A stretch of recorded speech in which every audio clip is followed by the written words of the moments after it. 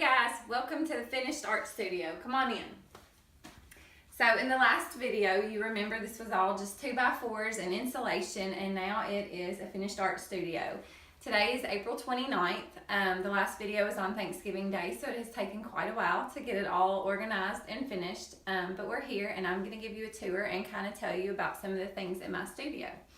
The first thing you'll notice is I had talked about the barn lights that were an inexpensive option for lighting, and I now have those on the walls above my paintings.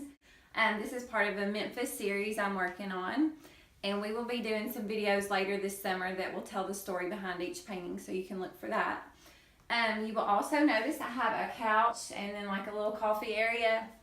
I wanted this room to be comfortable in a place that you want to come that's inviting to work in. I've had an art studio before at my old house in a spare bedroom, and I hated going in there. It just wasn't inviting at all. And so this kind of created an environment that you actually want to hang out in. And so that's why I have a couch and a little coffee station in here. Another thing you'll notice is I have more than one easel. I actually have 3.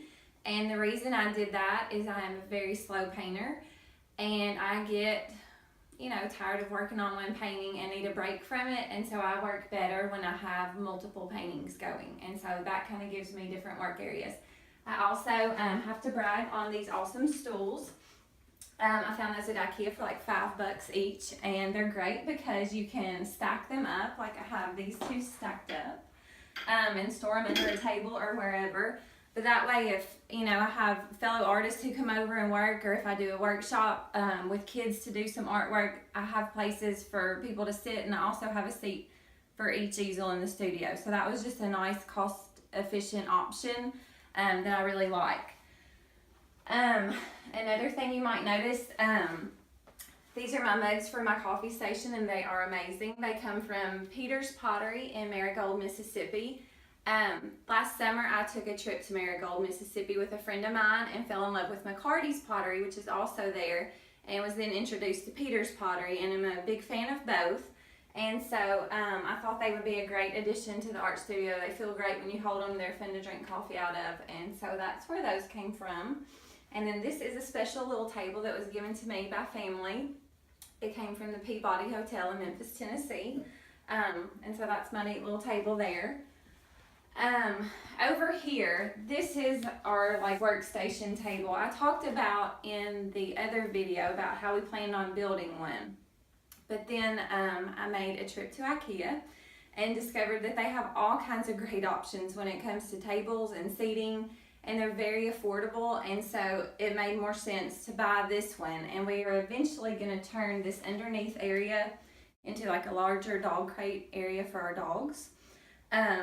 And so that's not finished yet, but will be in the works soon. That way we can kind of use this room for another purpose. And I think a lot of us are that way. If we want an art studio in our home, it has to be in a place or a room that serves another purpose. And so that's kind of what I have going on. You'll notice on the wall, I have these marquee arrow lights. I ordered these from an artist on Etsy who creates all kinds of metalwork and marquee lights. He's very talented and did a great job, and I thought that added some nice fun lighting to the art studio.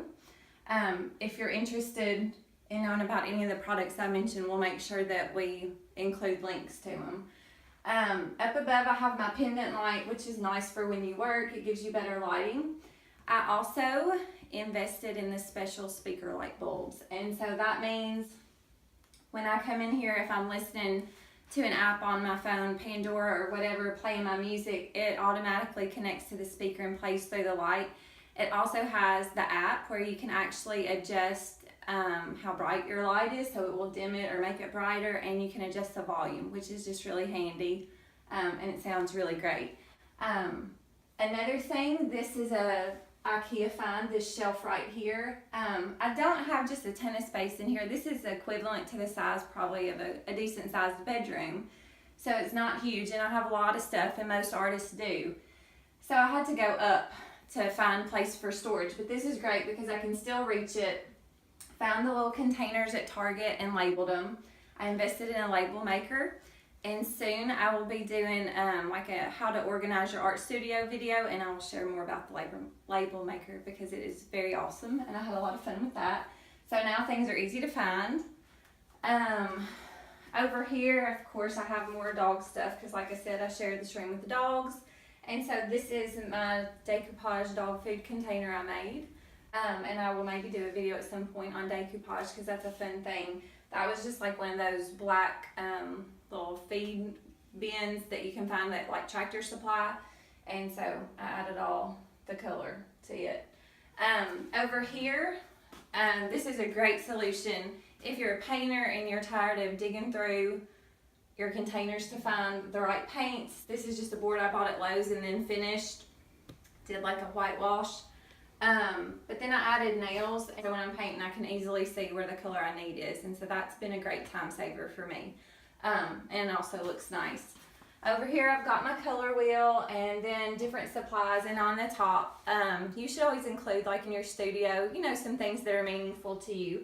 And here I have the Campbell soup cans that were issued a few years ago to commemorate Andy Warhol's pop art paintings.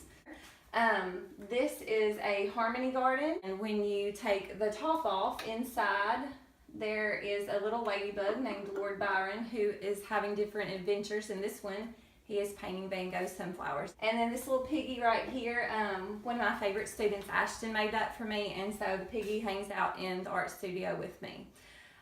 For flooring, in the previous video we talked about, or I said that maybe I would just leave the concrete floors. I really didn't know. We ended up going ahead and tiling it with it looks like wood, but it's actually ceramic tile.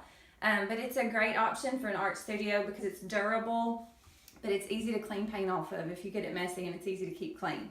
But then I did end up adding a rug, and I chose a kind of artsy, bright colored, kind of has like that carnival feel to it, but it's basically a braided rug.